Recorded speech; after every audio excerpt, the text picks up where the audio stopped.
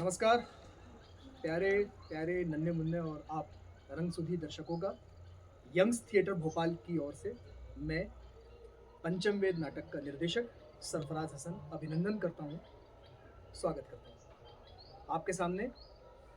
भारत रंग महोत्सव के अंतर्गत वर्ल्ड रिकॉर्ड के लिए ये जो प्रस्तुति है पंचम वेद, इसका प्रस्तुतिकरण आज यहाँ किया जा रहा है अक्षर स्कूल के अंदर। हमें आशा है आप नन्हे मुन्ने प्यारे बच्चे और शिक्षकगण इस नाटक का जो शिक्षा है इस नाटक की उसको ज़रूर ग्रहण करेंगे और पंचम वेद क्या है हम सब आत्मसात करेंगे और समझेंगे कि अभिनय और नाट्य कला कितनी महत्वपूर्ण है हमारे समाज के लिए। धन्यवाद।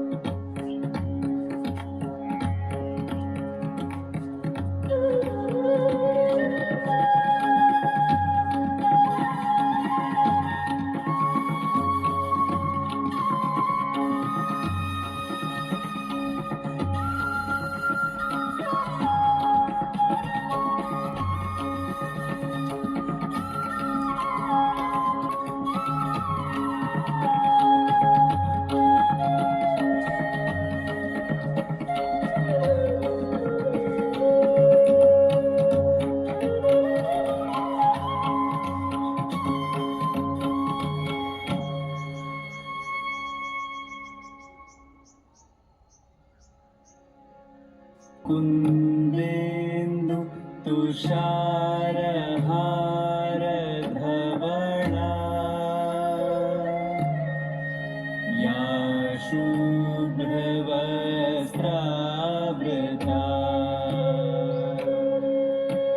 या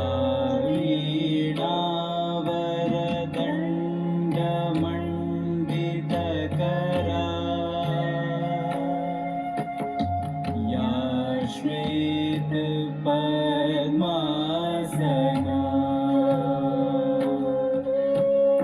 या ब्रह्माच्युत शङ्कर प्रभृतिभिर्देवे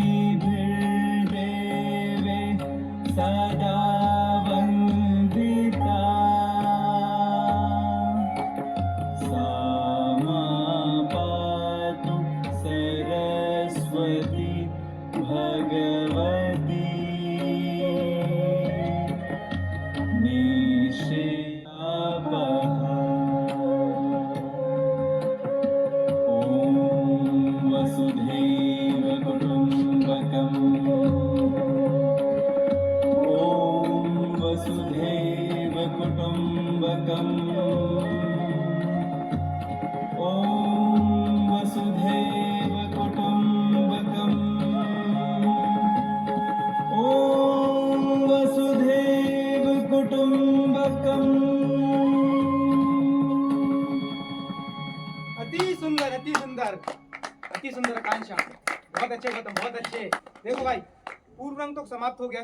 अब जो कुछ भी अपन ने तैयारी करी है उसका अभ्यास अपन को यहाँ पे दिखाना है ना।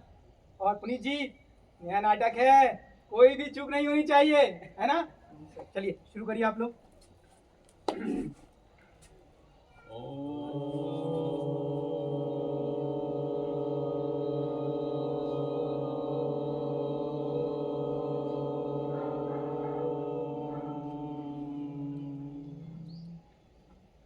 प्रणाम स्वीकार करें मुनिवर। सदैव सिने ही बने रहें। कहिए ऋषिगण, आने का क्या प्रयोजन है? हे मुनिवर, जब से आपने नाट्य शास्त्र की रचना की है तब से हमारे मन में अनेक प्रश्न उठ रहे हैं। उन्हीं के उत्तर के लिए यहाँ आए हैं। कहें, निसंकोच कहें। मुनिवर, नाट्य शास्त्र की उत्पत्ति कैसे हुई? इसका उद्देश्य क्या है? ये आपने बड़ा अच्छा प्रश्न किया। यह प्रश्न केवल नाटकों का ही नहीं, जीवन के सार को समझने का माध्यम भी है। त्रेता युग में जब मनुष्य लोभ और काम से वशीभूत होकर अधर्म की राह पर चल पड़े थे, तब इंद्र ने ब्रह्मा जी से कहा कि कोई तो ऐसा माध्यम हो जिसमें देखने सुनना एक साथ हो, ताकि मनुष्य पुनः धर्म, अर्थ, काम और मोक्ष की राह पर वापस चल सके। इसी को ध्यान में रखकर ब्रह्मा जी ने पंचम वेद की रचना की। परंतु गुरुदेव, वेद तो ज्ञान के भंडार हैं, जगत का रहस्य छिपा है उनमें। वेद स्वयं में इस उद्देश्य की पूर्ति के लिए पर्याप्त थे, फिर यह नया वेद क्यों? ताकि जनमानस को सुलभ हो सके, सभी लोग नाटक के माध्यम से शिक्षा के मार्ग पर तथा धर्म के मार्ग पर अच्छी तरह से चल सके। इसी मंगल उद्देश्य को लेकर चारों वेदों को मिलाकर ब्रह्मा जी ने पंचम वेद की उत्पत्ति की। गुरुवर, चारों वेदों को मिलाकर इसका क्या उद्देश्य है गुरुवर? पुत्री, तुम बताओ।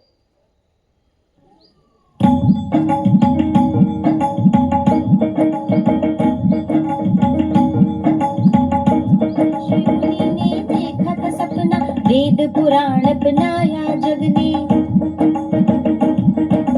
जिसमें निकला नाट्यशास्त्र अपना। भरत मुनि ने सूत्र बनाया, आंगिक वाचिक आहार सात्विकम, यही है अपना वसुदेव कुटुंबकम।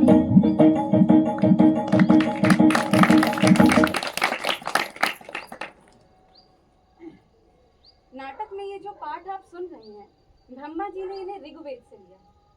इस सुंदर गान का आधार सामवेद है, यजुर्वेद से अभिनय और अथर्ववेद से रस लिया गया। चारों वेदों के अंगों को लेकर नाट्य शास्त्र की उत्पत्ति हुई। तो मुनिवर, क्या नाट्य कला सिर्फ देवताओं के लिए बना है? नहीं नहीं नहीं, यही प्रश्न लेकर असुर भी ब्रह्मा जी के पास गए थे।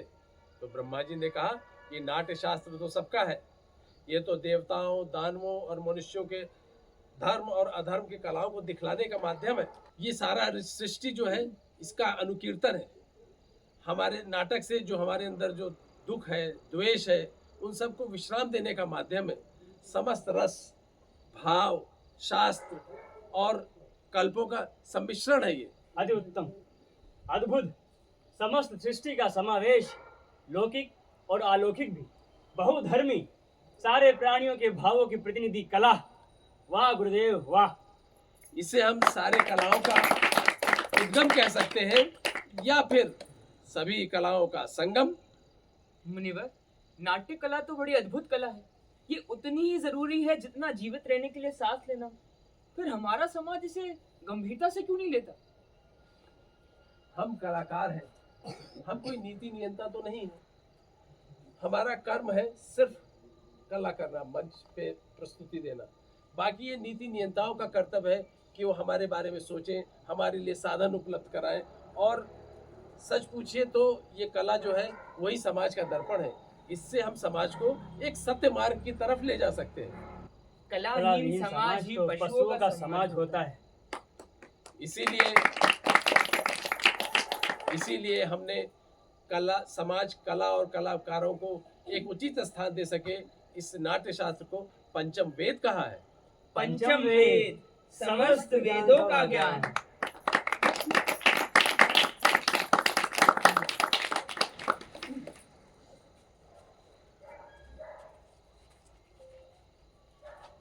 वृद्धि हो राष्ट्र की, आशा सभी की पूर्ण हो, सृष्टि व आनंद की, जग में सदा संपूर्ण हो, धरती सदा फूले फले, ऊपर विमल आकाश हो, सज्जन रहे सदा, दुर्जनों का नाश हो।